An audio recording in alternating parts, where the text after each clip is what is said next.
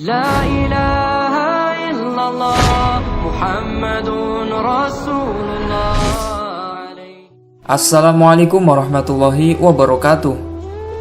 Kisah orang ahli tahajud yang menangis karena tidak dipedulikan Allah. Dikisahkan, dahulu ada seorang ahli ibadah yang hampir bertahun-tahun tidak pernah meninggalkan sholat tahajud. Hal ini tentu suatu kebanggaan bagi orang-orang beriman, karena suatu pertanda bahwa ia adalah seorang ahli ibadah. Malam-malam yang biasa digunakan orang-orang untuk tidur, ia gunakan untuk qiyamul lail, beribadah kepada Allah SWT. Namun sayangnya, ia malah tidak termasuk golongan para pencinta Allah. Berikut kisah selengkapnya. Dikisahkan dalam kitab Mukasyafatul Qulub karya Imam Ghazali, bahwa dahulu hiduplah seorang ahli ibadah yang bernama Abu bin Hashim. Hampir sepanjang tahun ia tak pernah meninggalkan sholat tahajud di waktu malam. Pada suatu malam, Abu bin Hashim hendak berwudu untuk menjalankan sholat tahajud. Tetapi saat berwudu, Abu bin Hashim terkaget karena mendapati adanya sesosok makhluk yang berada di bibir sumur miliknya.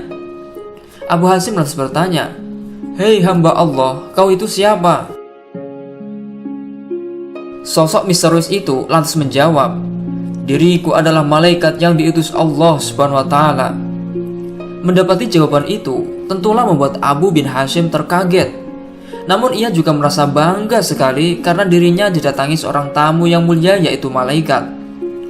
Abu bin Hashim lantas bertanya tentang maksud kedatangan sang malaikat. "Apa yang telah kau lakukan di sini?" Malaikat menjawab, "Diriku diperintah untuk mencari hamba pencinta Allah SWT." Kala itu, Abu bin Hashim melihat malaikat itu membawa buku berukuran tebal. Hal ini tentu mengundang rasa penasarannya. Ia lalu bertanya kepada malaikat, "Hai malaikat, itu buku apa yang kau bawa?" Malaikat lantas menjawab, "Ini adalah beberapa kumpulan nama-nama para hamba pencinta Allah SWT." Mendapati jawaban itu, hati Abu bin Hashim berharap namanya ada di dalam buku itu. Kemudian Abu bin Hashim bertanya lagi, "Hei malaikat, apakah nama diriku tercatat di situ?" Seperti yang diketahui, Abu bin Hashim adalah seorang ahli ibadah. Ia menduga bahwa namanya termaktub dalam buku malaikat itu. Hal ini sebab Abu bin Hashim senantiasa mengerjakan sholat tahajud di malam hari, berdoa, dan melakukan munajat kepada Allah pada waktu sepertiga malam. Namun setelah dicek oleh malaikat, ternyata nama Abu bin Hashim tidak tercatat dalam buku itu. Abu bin Hashim lantas kedua kalinya meminta malaikat untuk mengecek ulang namanya.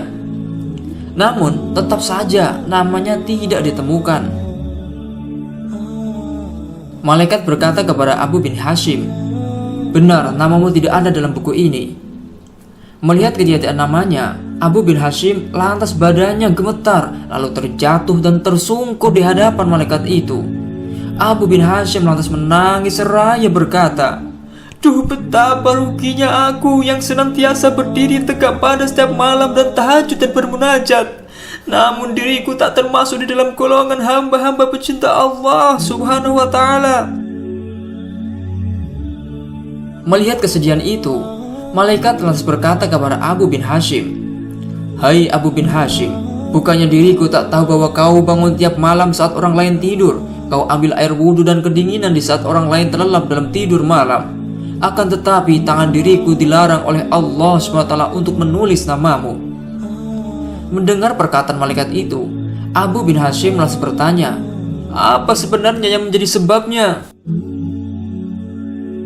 Malaikat lantas menjawab, "Kau memang bermunajat kepada Allah SWT, tetapi dirimu memamerkan hal itu dengan bangga kemana-mana dan hanya asik beribadah, hanya memikirkan diri sendiri. Itu di kanan kirimu terdapat orang yang tengah tepar, sakit dan kelaparan. Kau tak menjenguk dan tak memberi mereka makan. Nah, bagaimana bisa kau menjadi seorang hamba pencinta Allah SWT dan dicintai olehnya, sedang kau sendiri saja tak pernah mencintai para hamba ciptaan Allah SWT?"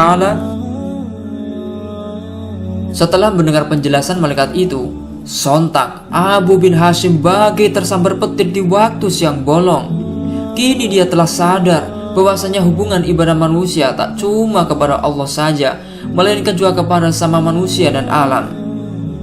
Dari kisah ini dapat diambil pelajaran bahwasanya janganlah berbangga diri dengan ibadah yang kita kerjakan seperti bangga atas ibadah sholat, berpuasa, berzikir jika tak dibarengi dengan hubungan sosial yang baik antar sama manusia dan makhluk ciptaan Allah yang lainnya.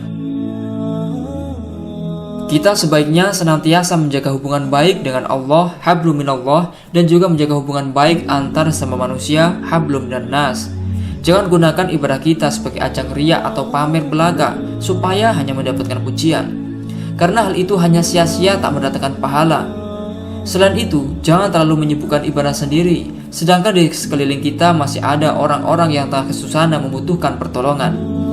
Nah, semoga kisah ini bisa menjadi motivasi dan memperbaiki cara beribadah kita menjadi lebih baik. Amin. Wallahu a'lamu bishawab.